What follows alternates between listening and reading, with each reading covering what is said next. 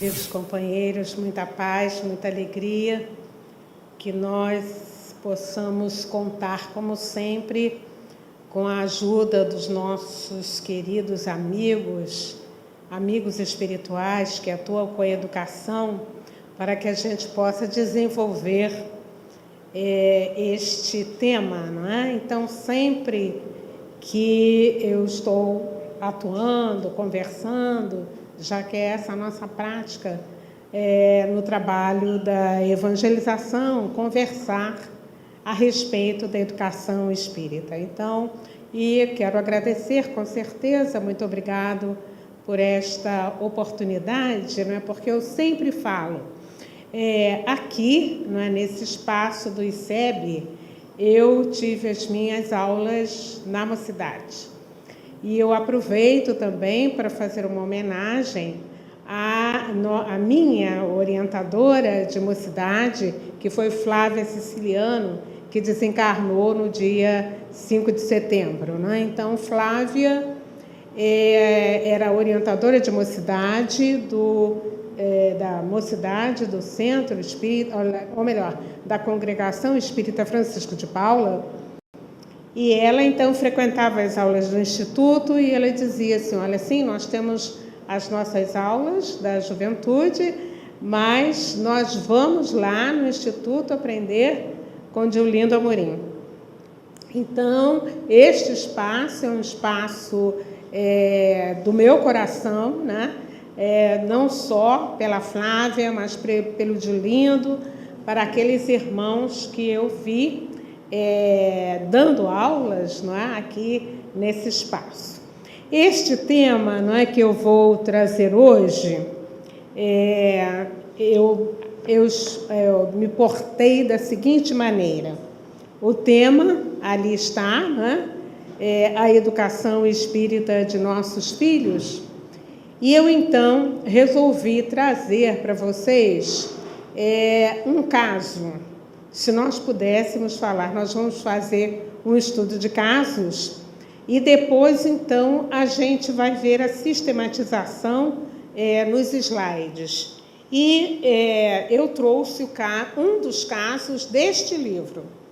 Eu acho que todos nós temos, assim, um carinho especial por este livro, né? Este livro, Memórias de um Suicida. E o que eu extraí, então, do Memórias de um Suicida? Se vocês estão com a memória dele, assim, bem fresquinha, né? Eu extraí daqui a história da Margaridinha. Então, só para relembrar, né? Este livro é o caso, né? Em que Dona Ivone Pereira, aliás, a quem a gente tem também um grande carinho, um grande respeito. E este livro a gente pode dizer que é um clássico da nossa doutrina. Então, quando nós lemos a codificação, e se a gente, depois de ler e estudar a codificação, a gente tiver a oportunidade de ler e estudar Memórias de um Suicida, vai ser muito importante para mim. O meu livro está todo escrito, né? Porque nós vamos estudando e vamos fazendo anotação. Então, só para relembrar, este livro, para quem está em casa e não conhece, este livro vai relatar a situação espiritual de 4 espíritos que se suicidaram. E, então, é muito rico o detalhe, né? Mas há uma parte, já que a gente está falando de educação, que ela, então, se reporta à questão da educação, que é o caso da Margaridinha. Um daqueles 4 amigos, que se chama Jerônimo, o Jerônimo, ele, como todos os outros 3, ele foi socorrido no plano espiritual, ele vai ser atendido, e ele, então, num determinado instante do relato, ele começa a lembrar que ele deixou na terra os seus 3 filhos. Era a Margarida, o Albino, e uma outra amiguinha que eu realmente não anotei o nome, mas eu vou observar aqui.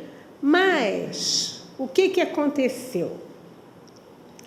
Jerônimo suicidou-se porque os negócios dele começaram a ir mal. E aí ele conta aqui que ele foi envolvido por umas questões de contrabando. E houve um determinado instante em que ele não pôde mais ir adiante, e quando viu que ele perdeu toda a sua fortuna, ele não teve coragem de chegar em casa e dizer à família aquilo que tinha acontecido. E ele, então, se suicida. E depois que ele foi sendo atendido no plano espiritual, o que aconteceu? Ele se lembrou dos filhos. Ele se lembrou da sua mulher, a Zulmira, e ele então foi pedir aos amigos espirituais que o ajudassem a ver como é que estava a família depois daquela tragédia.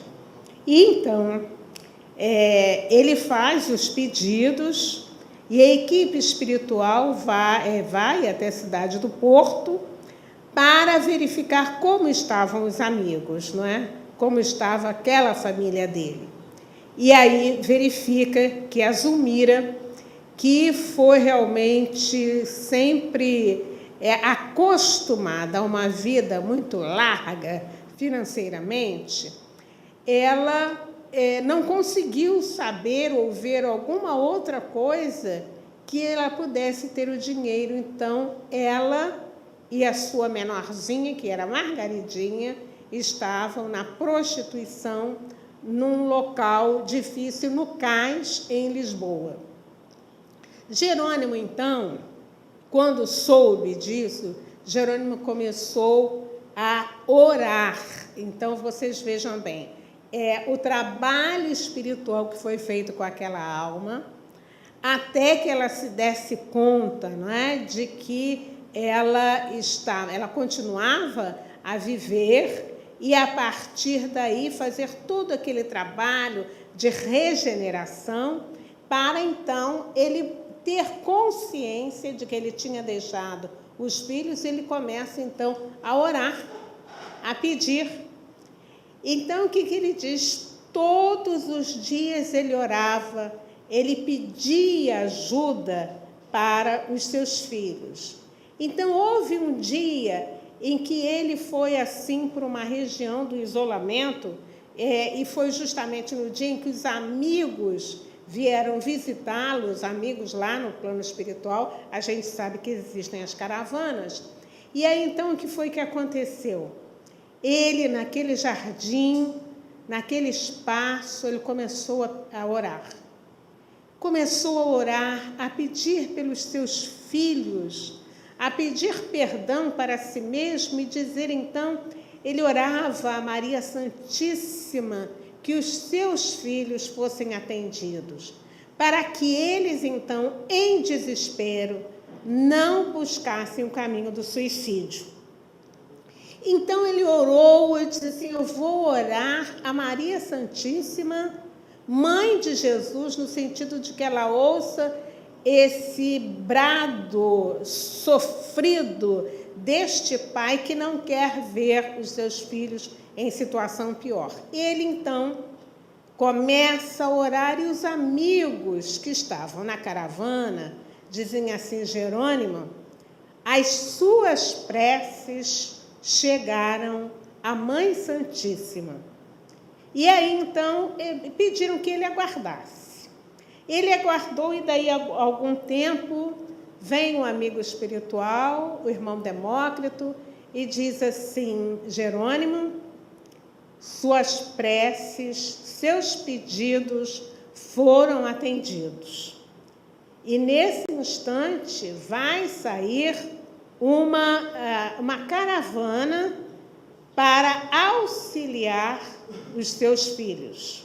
E aí, então, ele reconhecidamente, ele continuou orando, agradecendo para evitar que os seus filhos se suicidassem. Então, o que foi que aconteceu?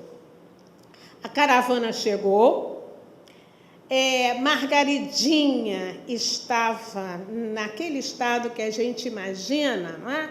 Num bar, no cais do Porto, Portugal, rodeada, né, daqueles irmãos que naquele instante estavam se aproveitando daquela jovenzinha. E os amigos espirituais recrutam um espírito que não era de ordem muito elevada, mas na sua vivência ele conhecia toda a questão do sopro. E então o amigo espiritual disse assim: olha, você vai soprar o rosto de Margaridinha.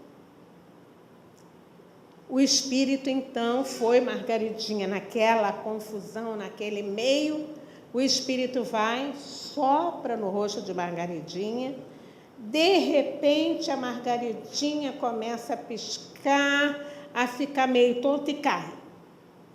Nesta hora que ele cai, os homens que estavam em torno começaram a se olhar, se entreolhar e dizendo assim: nós vamos embora que ela morreu e a gente não pode ficar com responsabilidade. O dono do bar também disse: olha, vamos providenciar logo para que ela vá ao hospital, que eu não quero confusão. E com isso, Margaridinha foi levada para o hospital desacordada. Chegou ao hospital, os médicos examinaram e não sabiam o que tinha acontecido com Margaridinha, mas o quadro estava ali. E Margaridinha, então, ficou desacordada durante 7 dias. O que foi que aconteceu em realidade? Não é? Aquele sopro fez com que ela fosse envolvida e aí perdesse os sentidos. Mas por que foi utilizado aquele recurso? Vocês imaginem só que lendo, e eu sugiro que vocês leiam, porque é uma leitura lindíssima, durante o tempo em que Margaridinha esteve desacordada, os amigos espirituais fizeram com ela um trabalho voltado para o espírito, retiraram o espírito de Margaridinha daquele corpo e fizeram um trabalho de evangelização, conversando com Margaridinha a respeito de valores éticos, de valores espirituais. Ela, como espírito, não tinha o direito de ter feito aquela escolha de permanecer naquela vida, mas que ela, como um espírito, como filha de Deus, ela tinha direito a um outro destino. E então, durante 7 dias, foi feito um trabalho de evangelização com a Margaridinha, digamos assim, distante de todos os olhares, porque as pessoas estavam ali acompanhando no hospital o estado dela, que não melhorava e ninguém entendia. Mas aí eles aproveitaram para fazer esse trabalho, conversar com Margaridinha a respeito de Deus, a respeito da sua destinação, a respeito de novos caminhos que poderiam surgir na sua vida.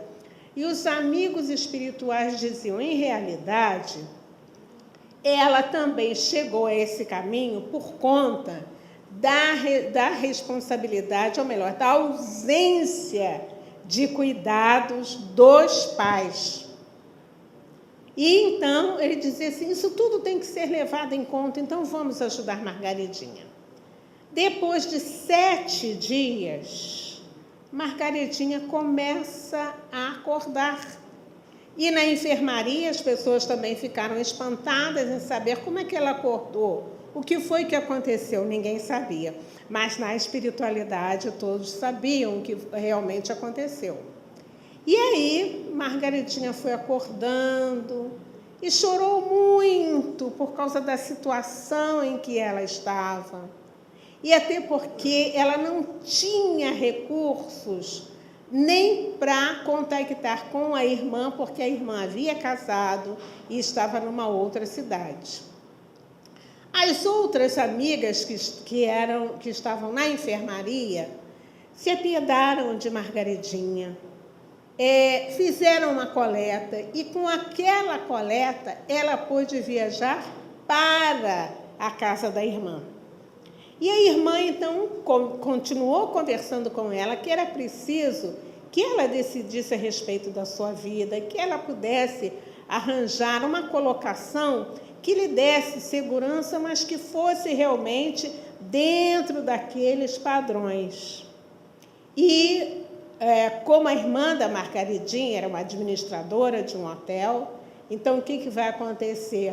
Viaja para aquele local uma família brasileira que vai precisar de uma acompanhante para os seus filhos, e Margaridinha, então, é indicada. Daí a um mês, a família vem para o Brasil e Margaridinha digamos assim, livre, não é, daquela situação difícil em que ela se encontrava. E o irmão? O irmão de Margaridinha, que era o Albino, não é? O irmão estava preso porque havia se complicado com roubo. Então, vejam bem, sem saber como viver, ele optou pelo roubo. E, então, tinha sido preso. Com os pedidos do pai, o que vai acontecer, né? Ele estava na prisão, e havia um determinado grupo de presos que estariam indo para a África. E aí, então, a intercessão de um amigo que coloca Albino naquele grupo que vai para a África. E aí os amigos pensam assim, mas perdão, padre, mas não é uma coisa muito árdua, muito áspera, não é? Ele ser encaminhado para a África, eu preferia que fosse para outro espaço.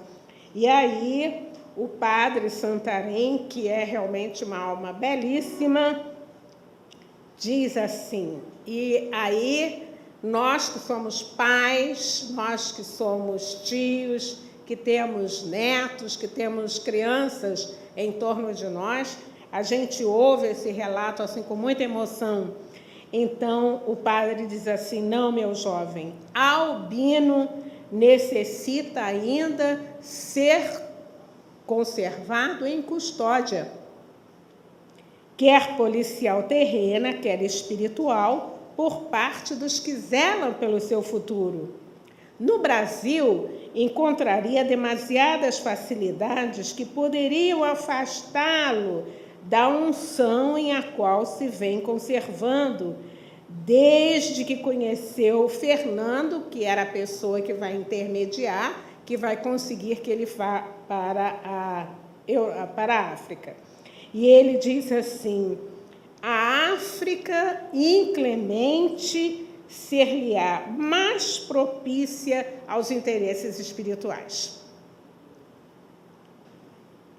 A gente fica imaginando os nossos filhos. Então, ele ainda precisava ser colocado, ser conservado em custódia. Bom, o Albino, então, vai para a África, segue para a África, e o Jerônimo, de joelhos, agradece a Mãe Santíssima.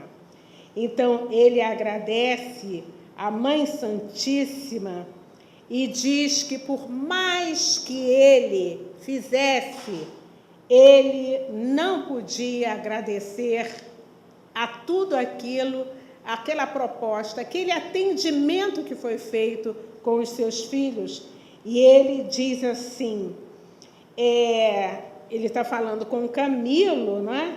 E disse assim, sim, meu amigo, tão vastos e tão profundo alcance foram os benefícios por mim recebidos através da assistência dispensada aos meus entes mais caros, que jamais serão bastante eloquentes quanto às expressões que eu possa testemunhar a Maria Santíssima, a não ser que, por misericórdia ainda mais extensa, venha me transformar em protetor de órfãos e abandonados, evitando que se despenhem pelos abismos em que vi submersos meus queridos filhos. Então, ele aqui está assim, se propondo a retornar, e imaginem bem, depois de toda aquela situação que ele viveu, ele foi crescendo em conhecimento, reavaliando tudo, e ele então se predispõe. E a gente então vai começar, né, a seguir essas informações preciosas que a gente tem, e a gente vai se perguntar, afinal de contas, quem são nossos filhos? Né? E ele disse assim, como está ali, é uma citação do Khalil Gibran, e ele diz, vossos filhos não são vossos filhos, são filhos da ânsia da vida por ela mesma. Eles saem de vós, mas não são vossos. A proposta da educação espírita, quando nós estamos aqui estudando o espiritismo, a gente está estudando tudo isso para que a gente saiba, não é, que nossos filhos, em realidade, eles não são nossos filhos, eles são espíritos. E é interessante quando Hermínio Miranda, no seu livro Nossos Filhos São Espíritos, eles vêm falando a respeito destas coisas, não é? E ele diz, eles não herdam características psicológicas. Quer dizer, quando hoje em dia a gente está vendo essa nova geração, essas nossas crianças que são muito inteligentes, então a gente vê, puxou o avô, não, puxou o pai, não, puxou a mãe, é herança deles. Então, eles trazem, né? Então, autoherança, eles têm a autoherança da inteligência, dos dotes artísticos, do temperamento. Então, quando a gente vê aqui no livro Memórias de um Suicida, ele falando, olha, o albino ainda precisa de uma certa prisão, ainda precisa de uma certa limitação. Então, nós vamos ver que é isso realmente que acontece. O temperamento é dele, é conquista dele, é a herança de uma caminhada que ele fez. A questão de simpatia ou antipatia, de doçura ou agressividade, é realmente conquista do espírito, e a gente pode dizer, né, que cada ser é único. Então, o professor Ney Lobo, ele tem um estudo muito bonito, e ele vai dizendo o seguinte, cada espírito tem uma idade espiritual, cada espírito passa por esta idade uma única vez, e ele vai crescendo. Então, nós não podemos dizer, em realidade, quem é mais maduro, quem não é mais maduro. Por exemplo, nós todos aqui, cada um de nós tem uma idade espiritual, cada um de nós traz uma bagagem espiritual que ela vem nos acompanhando na nossa vida de espírito. Então, cada ser é único. Então, a gente pode dizer, né, que os nossos filhos são, assim, essas almas já embaladas, não é, em corpos físicos, que trazem um passado de experiências e equívocos, conquistas a realizar, e um programa de vida. Então, quando nós estávamos vendo a questão de Margaridinha, aí se pergunta assim, mas puxa vida, que situação difícil que a Margaridinha enfrentou. Mas a Margaridinha tinha alguma coisa a ver com aquela situação que ela viveu. Isto não significa dizer que ela vai perpetuar aquilo, não é? Mas a oportunidade da encarnação aí está para nós no sentido de que a gente ofereça novos caminhos, não é? Então, é o que realmente nos traz aqui o livro dos Espíritos, quando ele fala a respeito da criança. E esse é um assunto que nós precisamos, assim, com toda atenção, nos dedicarmos. Então, lá na questão 383, Kardec pergunta aos espíritos, não é? Qual a utilidade dos espíritos passarem pelo estado da infância? E aí, os espíritos dizem a Kardec, durante este período, o espírito é mais acessível às impressões que recebe. Então, vocês vejam bem, durante a infância, não é? E a gente pode dizer que é um trabalho imenso por fazer, desde a gravidez até os 7 anos, essa deve ser a nossa preocupação maior, porque neste período, este espírito que retorna à encarnação, não é? A gente, ontem à noite, eu estava vendo até um programa no Canal 2, então eu vi um parto, não é? Então, que bonito o pai lá acompanhando aquele parto, aquela criança nascendo, né? E a gente diz, olha, nasceu para o mundo depois daquele choro, né? Está começando uma existência. Então, a gente sempre diz, não é? E com este olhar que a doutrina nos proporciona, né? Que ele está renascendo, ele está reaparecendo no mundo dos encarnados, e é justamente esse período, né? Por que existe a infância, né? Que é uma coisa fantástica, é para que justamente neste período os pais estejam atentos, né? Porque é o instante em que o espírito ainda está entre um plano e outro, digamos assim, aquela entidade ainda não acordou nesta encarnação. E aí, o professor Ney Lobo, a quem a gente também faz uma homenagem, o professor Ney Lobo desencarnou em novembro do ano passado, tudo que ele trouxe, assim, uma riqueza, acho que a gente ainda não conseguiu perceber o que ele trouxe para a gente, né? Mas a gente diz, professor Ney Lobo, nós vamos chegar até lá, né? Que a gente ainda é um pouco rebelde, mas nós vamos realmente fazer, assim, todo o nosso trabalho de mergulho nessa proposta que ele diz. Então, ele vai falando para a gente quais são as funções reencarnatórias da criança, da infância. Então, quando a gente vê uma criança, né? Olha que linda, jovem, né? Então, a infância tem esta função de transição. Aquele espírito, ele está vivendo mais no plano espiritual do que no próprio mundo material. Aquele espírito ainda está em transição, ele está começando, vai acordar aqui nessa encarnação, e é como se ele estivesse no plano espiritual e no material. E é um período de repouso do espírito. Vocês imaginem aquela criança que eu estava vendo nascendo ontem. A gente não sabe que espírito é aquele. Mas o que a gente sabe é que ele esqueceu o seu passado. Esqueceu, está recomeçando.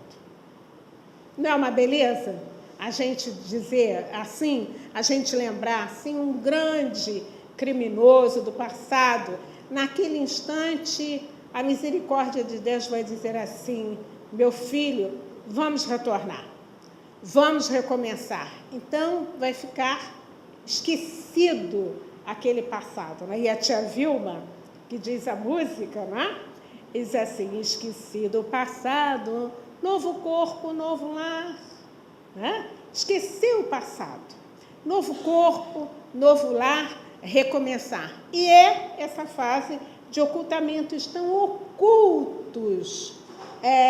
ocultas as maiores dificuldades que aquele espírito tem, estão ocultas as diferenças, estão ocultos os maus hábitos.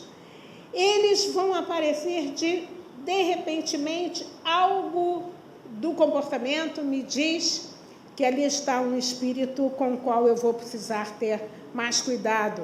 A atratividade. Você olhando uma criança dessa, e qualquer criança pequenininha atrai a gente, não é? A gente tem vontade de abraçar, e eu gostaria que vocês, então, esta semana, vocês fizessem este exercício, olhar para as crianças pequenininhas. Vem como elas nos atraem, elas sorriem para a gente, não nos conhecem, né? Mas sorriem para a gente, você já fica atraída, não é? Você quer dar um abraço, imagine você com os seus netos, não é? Com os seus sobrinhos. Gente, mas que coisa maravilhosa! Elas têm este poder de nos atrair, não é? E a plasticidade, não é? As crianças, elas são tão interessantes, elas hoje, nesse instante, elas podem estar tristes, depois elas estão contentes, elas brigam com os amiguinhos, mas daqui a pouco elas já estão de bem, tudo com elas é muito bem, né? E imersão, quer dizer, o espírito está ali, naquele instante, como que contido, guardado, para daqui a pouco ele acordar. Então, essa definição aqui é do professor Ney Lobo, e eu falo muito nele, né? Mas ele faz uma síntese com relação ao educando. Nós vamos dizer que o educando somos todos nós. O educando, aquele que está sofrendo o processo de educação, que significa dizer essa transformação, não é? Essa mudança, esse crescimento. E então ele vem dizendo para nós o seguinte, lá naquela coleção que ele tem.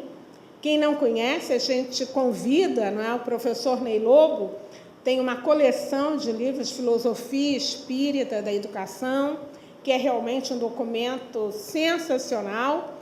E lá, no seu volume 1, quando ele vai falando o que é a criança, o que é o adolescente, ele faz essa síntese, né? O educando é um espírito transeunte, quer dizer, ele está em trânsito, reencarnante nesta terra. Então, nesse instante, que nós nos tomemos todos como esse educando, né? Nós somos os espíritos em trânsito, reencarnados nesta terra, homo peregrino imperfeito, quer dizer, um ser humano peregrino. Nós estamos nesse trabalho, nessa peregrinação, ainda somos imperfeitos, porque nós temos, digamos assim, uma necessidade muito grande desse esclarecimento, nós temos imperfeições, nós temos defeitos, nós temos lacunas, não é? Na nossa condição de espírito, a gente ainda está muito longe de ser esse espírito imperfeito.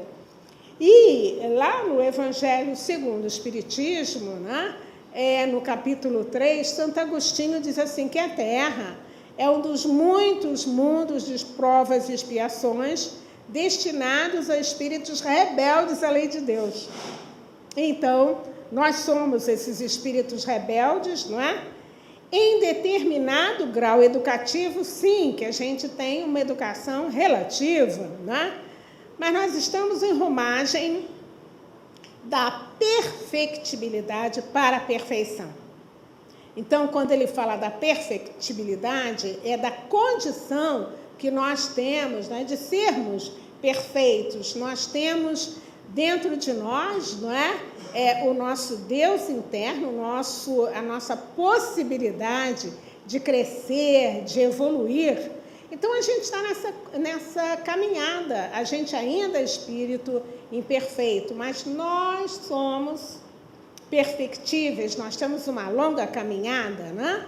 E ele diz que pela educação conquistada e a conquistar, quer dizer, como nós ainda somos espíritos que vamos caminhar para a perfeição, não é? Eu fico imaginando, vocês já imaginaram o dia que nós pudermos ser, não é?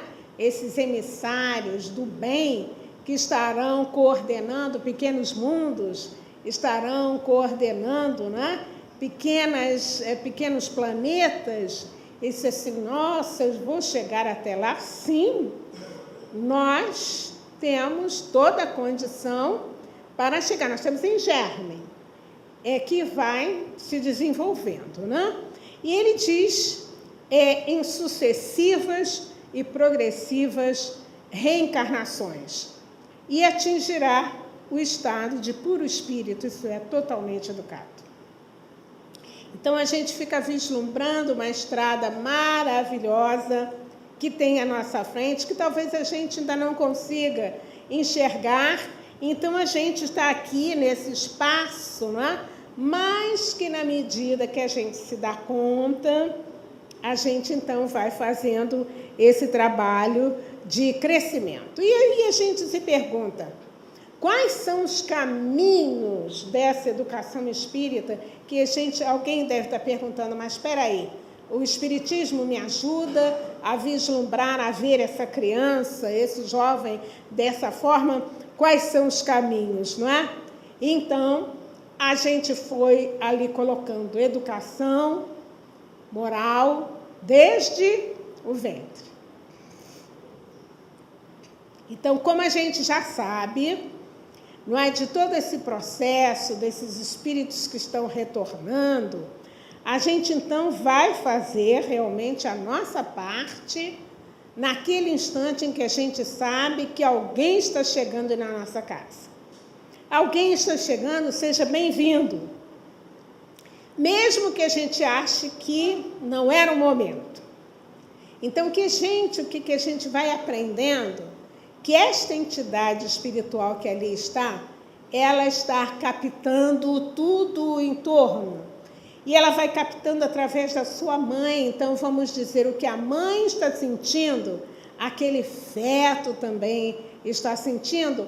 Então, ele vai sabendo se ele está sendo bem recebido ou não. Ele vai percebendo a situação da relação na sua casa. E com isso ele vai ou se fortificando ou se entristecendo. Então aí, educação moral. E aí a gente diria que educação moral desde o ventre é aquele instante em que a gente senta ou em que a gente está vivendo, não é? Que nós adultos estamos vivendo em paz, estamos vivendo as lições de Jesus, ou, digamos assim, alguém que não é espírita, as lições dos grandes mestres. Nós temos muitos bons exemplos. Então, a nossa casa é uma casa em que reina paz, reina harmonia, reina alegria, em que a gente se contém daqueles ímpetos que a gente tem, então que a gente está vivendo debaixo de bons hábitos. Aquele amigo ali está absorvendo tudo isto, não é? E este ambiente evangelizador, a gente colocou aqui ambiente evangelizador pelo seguinte, no instante que nós estamos vivenciando o nosso dia a dia com bons hábitos, não é? Nós estamos em casa num ambiente evangelizador, a boa música, as boas práticas, a boa relação no dia a dia. Então, tudo isso vai favorecer aquele entezinho que está quase chegando, né? E a gente diz, no nosso lar, como é que a gente vai agir no nosso dia a dia? Diálogo. É muita conversa. E isto é o que a gente vai precisar aprender. a conversar, não é? A conversar de forma tranquila, a ter sempre esse espaço de conversa entre as pessoas, a conversa com o espírito. Aquilo que aconteceu com Margaridinha no hospital, não é? A Margaridinha estava lá desmaiada e os espíritos, os mensageiros, não é? Retiraram aquele espírito e foram conversar. Nós sabemos que durante a noite nós dormimos, o corpo dorme e o espírito se desloca. Então é nesta hora que a gente vai conversar com os nossos filhos e a gente vai dizer para eles da nossa alegria em tê-los conosco. E esta conversa é desde pequenininho, conversa com o espírito. O Divaldo Franco, uma vez, ele relatou que uma mãe foi conversar com ele, ela tinha uma filha de 7 anos, e ela dizia assim: ó, Divaldo, eu percebo no olhar da minha filha que ela tem raiva de mim. Onde já se viu uma filha com raiva da mãe? O Divaldo com certeza viu o ambiente espiritual e ele aconselhou que quando a filha dormisse no quarto dela, ela no quarto da mãe, no seu quarto, fizesse como se estivesse chamando a filha para perto dela. Vamos conversar, vamos ler o Evangelho juntos. Nós estamos aqui juntos por uma necessidade e eu te amo. Então, o Divaldo ainda falou, é preciso dizer, eu te amo. Então, nesse instante, o que vai começar a acontecer com a ajuda dos nossos anjos guardiães? Aquelas diferenças vão diminuindo, porque nós sabemos que encarnamos, vamos assim dizer, juntos, espíritos que temos necessidades. A gente já se encontrou durante várias vezes e a gente está mais junto um pouquinho e a gente está aqui. E às vezes houve antipatia, houve dificuldades lá atrás, e essas dificuldades hoje reaparecem na hora em que um desconfia do outro e a gente diz, mas, puxa vida, você sempre desconfia de mim, eu nunca faço nada e você está desconfiado. Porque, em realidade, aquele nosso filho, aquela nossa filha, eles não estão falando com a mãe de agora, mas com aquele espírito com o qual ele está comprometido do passado. Então, a conversa com o espírito, ela é um caminho para a educação dos nossos filhos. As músicas, as leituras edificantes, não é? Então, hoje em dia, a literatura espírita ela está mais vasta, existem muitos livros infantis com histórias de enredos muito interessantes. Então, nós vamos colocar isso à disposição dos nossos filhos, dos nossos jovens. A água magnetizada, não é, que é realmente um tratamento muito interessante. Parceria a gente colocou aqui, por exemplo, para falar dos nossos filhos. A gente sabe que a adolescência está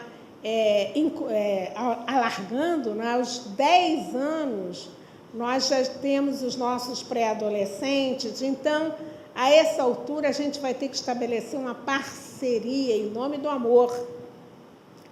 E as orações, como o pai de Margaridinha fez. Não é? Então, nós vamos orar pelos nossos filhos. O culto, não é, do Evangelho no lar é um atendimento interessante. E na casa espírita, não é, nós vamos ver o trabalho da evangelização, o convívio com outras crianças e com outros jovens, daí a formação do grupo, isso é importantíssimo. Então, a gente vê hoje em dia, né, daqui a uma semana, a gente vai ter os encontros que são realizados durante o Carnaval, a Comerge, nós temos as mocidades espíritas, e aí, desde cedo, eles estão ali juntos. vão juntos para a casa espírita, fazem as suas amizades e é realmente muito interessante, pois que na adolescência, não é, quando o grupo vai ter um papel preponderante na vida do jovem, a gente sabe com que grupo, em que grupo ele está participando, não é? As atividades, os conteúdos formadores, digamos assim, os conteúdos libertadores, não é? Que a doutrina espírita traz, que a doutrina espírita vem me dizendo, não é? Quem eu sou, de onde eu vim. E hoje em dia, não é? Quando a gente tem muitos e muitos jovens à beira do suicídio, por que eles suicidam? Perderam o sentido da vida. A doutrina espírita, desde cedo em nossa vida, nos ajuda a fixar esses conteúdos e a saber, bom, eu estou numa determinada experiência, eu sou o espírito, mas eu tenho sempre perto de mim os anjos guardiães, os espíritos que me ajudam. E o atendimento espiritual, às vezes, nossos filhos, não é? Têm alguns problemas espirituais e a casa espírita vai atender. Não só com os passos, com a água fluidificada, mas com os nomes nas reuniões mediúnicas. Então, dessa forma, meus amigos, eu acho que a gente pode sintetizar aqui novamente com o professor Ney Lobo, que vem falar conosco o que é educação espírita. Ele diz que educação espírita é a sequência de atos educativos docentes e discentes, quer dizer, de quem está aprendendo e quem está educando. Então, nós, no dia a dia, com os nossos filhos, não é? Com os nossos jovens, com quem quer que seja, nós sempre estamos ouvindo e aprendendo, passando adiante as informações. Então, o nosso dia é cheio de ações educativas. Então, ele diz, reagindo sinergeticamente entre si, são programados, dirigidos, são atos, então, dirigidos e fundamentados na pedagogia espírita. É Herculano que vem falando da pedagogia espírita, quando ele diz, o educando é um reencarnado. Quer dizer, todos nós somos reencarnados, não é?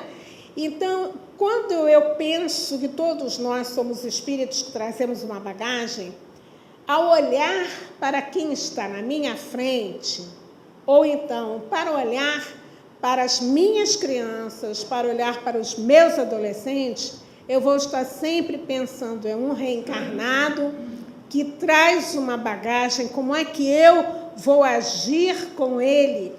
E aí ele diz, corporificados e idealizados através da didática espírita.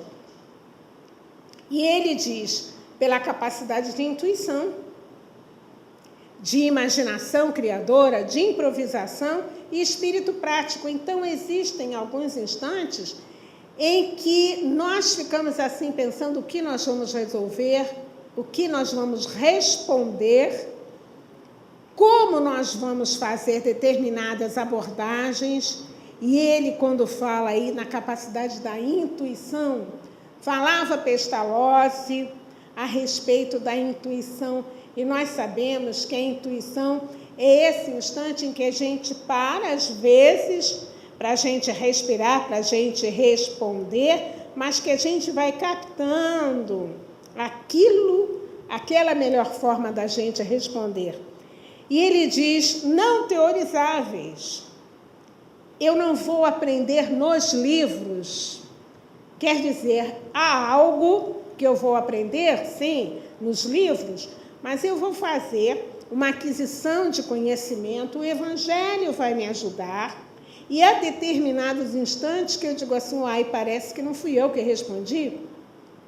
De onde saiu aquela resposta? E aí é que vem a intuição, quer dizer, nós não estamos a sós nessa jornada. E ele diz uma coisa muito interessante, sublimadas no impulso de simpatia. Então, esse impulso de simpatia eu preciso ter por todas as pessoas que estão ao meu lado, porque são irmãos meus de jornada.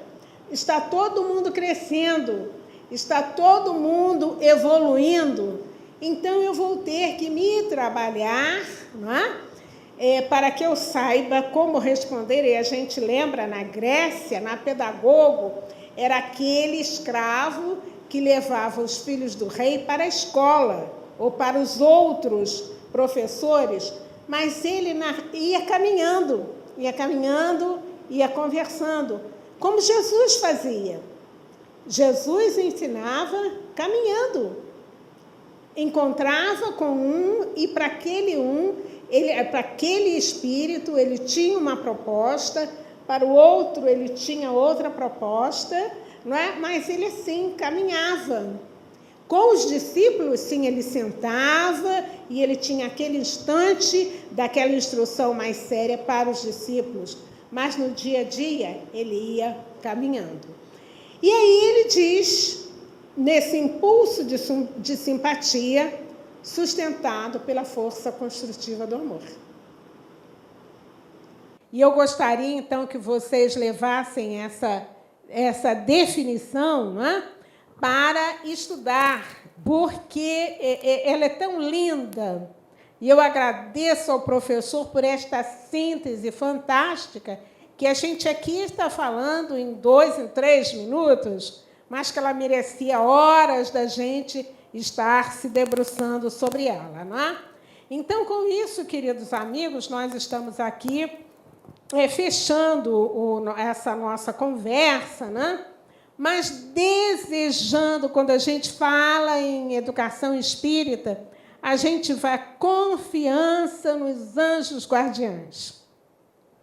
O Livro dos Espíritos tem uma série de questões sobre esses amigos queridos que nos atendem, que nos orientam, que nos intuem, que vivem conosco.